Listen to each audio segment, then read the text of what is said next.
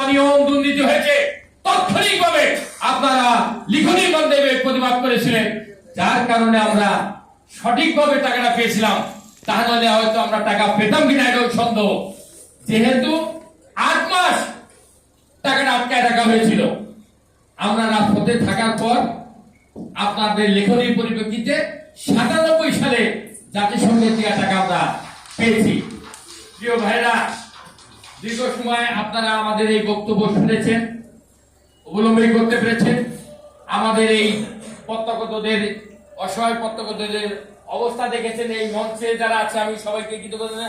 মঞ্চে আছে আমাদের কেন্দ্রীয় কমিটির নেতৃবৃন্দ, মঞ্চে আছেন বিভিন্ন জেলা থেকে আগত নেতৃবৃন্দ, কমিটি উপদেষ্টা পরিষদের নেতৃবৃন্দ, এবং সামনে আছেন আমাদের বিভিন্ন জেলা থেকে এই প্রত্যক্ষ দাবিদার ভাই ও বোনেরা।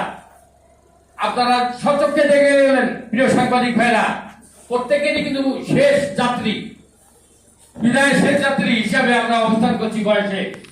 আপনাদের একটু লেখনির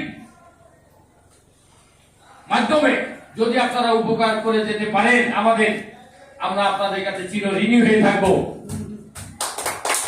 পরিশেষে সাংবাদিক বন্ধুরা, পরিশেষে আপনাদের উপস্থিতি এবং কষ্ট করে আমাদের সময় দান করা এবং আমাদের দীর্ঘ বক্তব্য মনোযোগ সহিত শ্রবণ করার জন্য আপনাদের প্রতি 72,000 প্রত্যক্ষদের প্রাণপ্রিয় সংগঠন ইরাক কুয়েত প্রত্যক্ষত বাংলাদেশী কল্যাণ সমিতির পক্ষ থেকে আন্তরিক ধন্যবাদ, মোবারকবাদ জানিয়ে আমি আমার বক্তব্য শেষ করছি।